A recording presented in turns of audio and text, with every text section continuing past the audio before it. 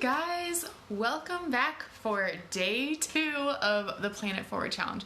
I have already kind of previewed this in my stories, but I got really excited about today. I'm working along with everybody else in the workbook, and let me just say that today felt like it gave me some really great feels. I finished today's section and I was just like on a high because I was so pumped and positive about all the things that could happen for me in just 1 year. And I know that this doesn't feel like planning because it feels, if like to quote James Wedmore, it's very woo. This is kind of really looking into the why we want to do things the way we want to do them before we set up the how. So while it feels a little less like structured in planning, I promise you this is like a huge part, and like I said, it's gonna be super powerful, and I cannot wait to see what you guys do with it. I know that I've seen quite a few people share with me their different takeaways from day 1, and man, I don't know, I'm pumped. I've had, still the same kind of struggles and feelings about what's going on currently. I mean, I kind of cried in front of my one classes today, but it's fine because I already know that I'm gonna be in such a better place when it comes to what's going on in the next calendar year. So let's talk about what we did yesterday and what's gonna happen today. So yesterday was reflecting on what happened last year and the goals we set, what went well, what we probably could do just a little bit better, and the things that were really amazing about it. Even though like we had all this craziness, there were really great things that happened in 2020, and it's not even over yet. There's even more amazing things that can happen. So now what we're gonna do is look forward into 2021. And so the pages for today are titled Projections for Next Year. Really, this is kind of visualization. If you are familiar with doing any of that sort of stuff, whether it's from A Miracle Morning or whatever type of really meditation and visualization form you follow. So for the projections, it actually involves a lot of journaling, which I know not everyone's like super keen on, but let me just tell you, if you sit down and write out what you want your perfect day a year from now to look like, and I'm talking like your typical work day, like things that are very doable, attainable, but what would just make your life feel smoother, feel better. So I went ahead and I did my journaling a little bit earlier, and I just want to give you some examples of like things that are gonna make this really special for you. So including as much detail as you can possibly include is always going to help you just really get in the moment and feel it.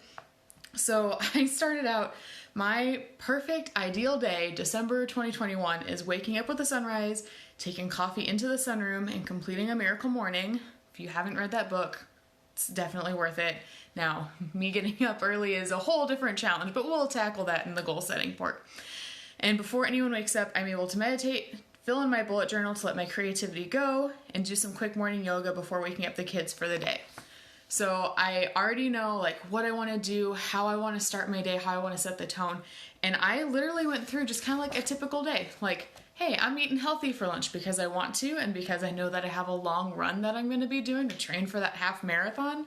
Like, these are some of the weird but little details that when I finished going through my day really made it something that I could look forward to and go, man, this would be really great if this happened. And what's nice is after you finish going through and kind of writing out the details of your day from start to finish, I did this little worksheet, and you're kind of going to just look at it and pull the key ideas out.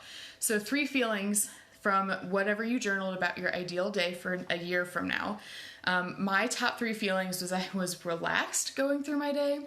I felt accomplished and intentional. I kind of combined those into one. And I was also just really grateful. So I realized as I was writing things out that I was already feeling the gratitude for what was happening next year, even though it hasn't happened. 3 successes that you're personally taking away from your journaling. My successes were just never feeling stress. Like that, for me, that's a big one right now. Having quality time for all of it, and then feeling accomplished from growing different things that I'm passionate about. And all I'm doing is taking the feelings from the day that I journaled about. Again, this feels really woo. It doesn't feel direct planning, but I promise it's really going to correlate. So I can go through and pull apart all the things. What makes you feel the most excited about what you wrote down? What do you still need to focus on? From like what goals from our reflection pages would you actually need to focus on to reach your ideal day? I realized that none of the goals I set for myself in 2020 actually helped me feel better about my future. They're like the type of goals that everyone tells you should set for New Year's resolutions, right? Like, I'm gonna lose some weight, I'm gonna go out and run, I'm gonna read so much, I'm gonna save so much money, I'm gonna earn so much money.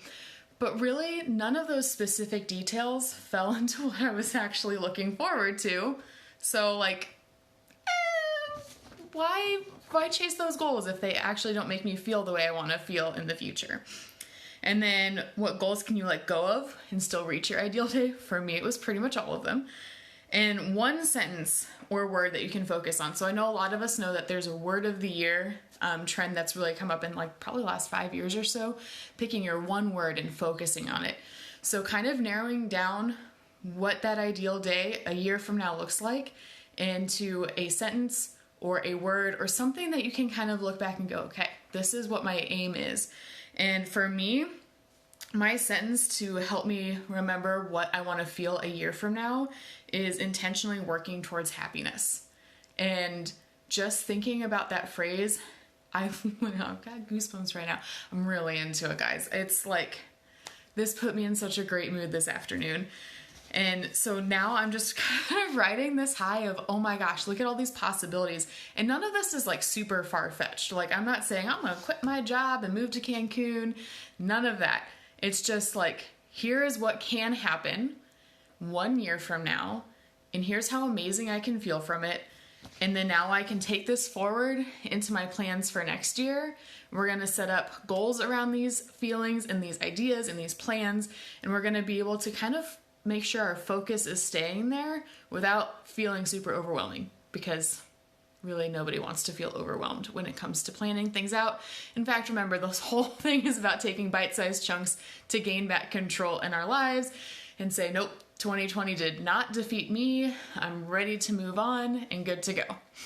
So that's it. I was just going to keep this nice and sweet. I have the link still for all of the workbook pages in my profile. So if you're interested, just go click on the link in my profile. It's the very top one and you will get the download for all of it. Or if you want, you can even just go get the download and look at the prompts and write them out.